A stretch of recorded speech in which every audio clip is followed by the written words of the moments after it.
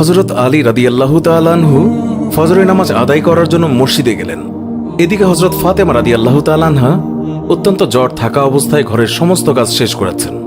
আলী রাদিয়াল্লাহু তাআলা আনহু মসজিদ থেকে এসে দেখলেন ফাতেমা কাঁদছেন। তিনি প্রশ্ন করলেন, ফাতেমা, তুমি কাঁদছো কেন? ফাতেমা রাদিয়াল্লাহু তাআলা আনহা কোনো উত্তর না দিয়ে তখনও আরো জোরে জোরে কাঁদতে লাগলেন। আলী রাদিয়াল্লাহু তাআলা আনহু কয়েকবার প্রশ্ন করার পর মা ফাতেমা কাঁদতে কাঁদতে বলল, আমি স্বপ্নের মধ্যে দেখেছি আমার আব্বাজান হযরত মুহাম্মদ সাল্লাল্লাহু আলাইহি ওয়াসাল্লাম আমার ঘরের মধ্যে ঢুকে কি যেন তালাশ করছেন। ঘর থেকে বের হওয়ার সময় আমি পেছন দিক থেকে আমার আব্বাজানকে ডাক দিলাম, ও আব্বাজান, আপনি কি তালাশ করছেন? আব্বাজান তখন বললেন, ও আমার ফাতিমা, আমি তো তোমাকেই তালাশ করছি, তোমাকে নিয়ে যাওয়ার জন্য। আরো বললেন, ও আমার ফাতেমা, আজকে তো তুমি রোজা রাখবে, সেহরি করবে আলীর দস্তরখানায় আর ইফতার করবে আমার দস্তরখানায়। তখন হযরত আলী রাদিয়াল্লাহু তাআলা আনহু এই স্বপ্ন শোনার পর দুইজনে বুঝতে আর বাকি থাকলো না যে ফাতেমা ইন্তেকাল করবেন। দুজনে আরো জোরে জোরে কাঁদতে লাগলেন। এই সময়ের মধ্যে হযরত হাসান এবং হুসাইন রাদিয়াল্লাহু তাআলা আনহু এসে তারা জিজ্ঞাসা করলেন, আব্বাজান, আম্মাজান, আপনারা কেন কান্না করছেন? ফাতেমা রাদিয়াল্লাহু তাআলা আনহুর একটি অভ্যাস ছিল, যখন হাসান হুসাইন তাকে কোনো কাজে বিরক্ত করতেন তখন দুইজনকে নানাজানের কবরের কাছে যেতে বলতেন। আজকেও ফাতেমা বললেন, তোমরা দুই ভাই নানার কবরের কাছে যাও। কবরের নিকট যাওয়ার সাথে সাথে কবর থেকে আওয়াজ আসলো, ও আমার আদরের নাতিরা, এই মুহূর্তে তোমরা আমার কাছে কেন এসেছ? আমার কাছে তো সব সময় আসতে পারবে। এখন যাও, গিয়ে মায়ের চেহারার দিকে তাকিয়ে থাকো। আজকের পর তোমাদের আম্মাজানকে আর দেখতে পাবে না।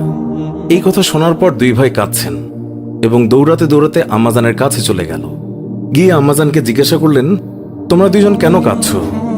বুঝেছি, নানাজান আমাদেরকে বলে দিয়েছেন যে আজকের দিনটি তোমার জন্য শেষ দিন। নানাজান তোমার চেহারার দিকে তাকিয়ে থাকার জন্য আমাদেরকে বলেছেন। বিকেলের দিকে হযরত ফাতেমা রাদিয়াল্লাহু তাআলা আনহা তার শরীর খারাপ হলো, তাকে বিছানায় শোয়ানো হলো।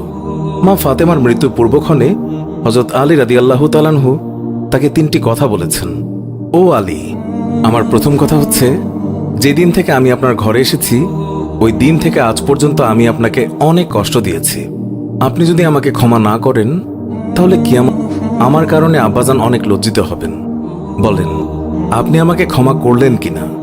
আলী রাদিয়াল্লাহু তাআলা আনহু তিনি তখন উত্তরে বললেন, ইয়া ফাতেমা, তুমি কি বলছো এগুলো? আমি তোমার যোগ্য ছিলাম না। তোমার আব্বাজান দয়া করে মেহেরবানি করে তোমার হাত আমাকে দিয়েছেন। বিয়ের দিন থেকে আজ পর্যন্ত আমি আলী তোমাকে ঠিকমতো দুবেলা খাবার খাওয়াতে পারিনি। ও ফাতিমা, তুমিই বলো, আমাকে ক্ষমা করেছো কিনা?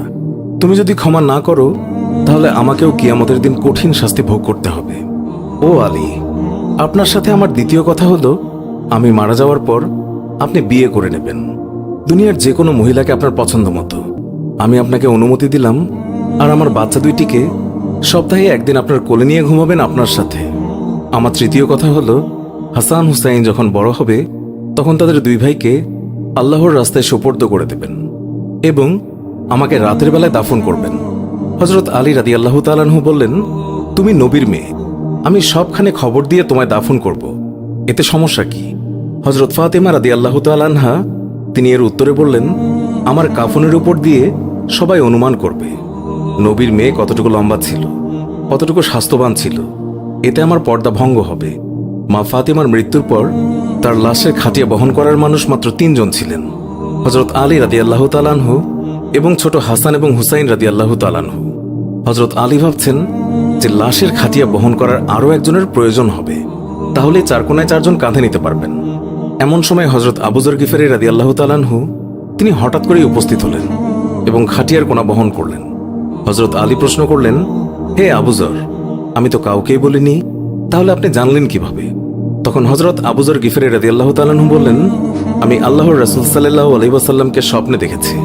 তিনি বললেন, হে আবু যর, আমার ফাতেমার লাশ বহন করার জন্য লোকের অভাব, তুমি তাড়াতাড়ি চলে যাও। ও আলী, আমাকে তো হুজুর সাল্লাল্লাহু আলাইহি ওয়াসাল্লাম আসতে বলেছেন, তাই আমি এসেছি। তোমরা তো আমাকে বলনি। রাতে এসে রাসূলুল্লাহ সাল্লাল্লাহু আলাইহি ওয়াসাল্লাম তিনি স্বপ্নে বলে গিয়েছেন হযরত ফাতেমা রাদিয়াল্লাহু তাআলা আনহুকে যখন কবরে নামাচ্ছেন তখন হযরত আবু যর গিফারী রাদিয়াল্লাহু তাআলা আনহু কবরের কাছে গিয়ে কবরকে উদ্দেশ্য করে বললেন, হে কবর, তুই কি জানিস আজকে তোর মধ্যে কাকে রাখছি? উনি হচ্ছেন জান্নাতের সকল মহিলাদের সর্দার। হযরত ফাতেমা রাদিয়াল্লাহু তাআলা আনহার কবর থেকে কোনো আওয়াজ আসলো না। তিনি আবারও বললেন, উনি হাসান এবং হুসাইনের আম্মাজান। এবারও আগের মতো কোনো আওয়াজ আসলো না। তিনি আবার পুনরায় বললেন, উনি হচ্ছেন হযরত আলী রাদিয়াল্লাহু তাআলা আনহুর স্ত্রী। তারপরও কবর থেকে কোনো আওয়াজ আসলো না। তিনি আবার বললেন, এটি দুজাহানের বাদশার মেয়ে, খবরদার বেয়াদবি করবি না। আল্লাহ তাআলা তখন কবরের জবান খুলে দিলেন। কবর বলল, আমি অন্ধকার ঘর, আমি সাপ বিচ্ছুর ঘর, আমি এমন একটি ঘর যার মধ্যে কোনো বংশ পরিচয় কাজ হয় না। আমি দুজাহানের বাদশার মেয়েকে চিনি না, আমি হযরত আলীর স্ত্রীকে চিনি না, হাসান হুসাইনের আম্মাকেও চিনি না, আমি জান্নাতের মহিলাদের সর্দারনিকেও চিনি না। আমি শুধু চিনি ঈমান এবং আমল। আমার মধ্যে যদি কেউ ভালো আমল নিয়ে আসে, তাকে আমি কবরে জান্নাতের বিছানা বিছিয়ে দেব। আর যদি কেউ খারাপ আমল নিয়ে আসে, তাকে আমি কবরের দুই দিক থেকে এমন জোরে চাপ দেব যে হাড় মাংস মাটি সব একত্রে মিশিয়ে যাবে। আল্লাহু আকবার। মানুষ জন্মালে মৃত্যুবরণ করতেই হবে। মৃত্যু কখনো বলে কয়ে আসে না, মৃত্যু কখনো ধনী গরিব দেখে হয় না। প্রত্যেক মানুষকে মৃত্যুর স্বাদ গ্রহণ করতেই হবে। সুপ্রিয় দর্শক, এই ছিল আমাদের আজকের ভিডিও। ভিডিওটি ভালো লেগে থাকলে অবশ্যই একটি লাইক দিন এবং আমাদের চ্যানেলটি সাবস্ক্রাইব করে না থাকলে এক্ষুনি সাবস্ক্রাইব করে পাশে থাকা বেল আইকনটি প্রেস করুন। আবারও দেখা হবে নতুন কোনো ভিডিওতে। এখনকার মতো বিদায় নিচ্ছি।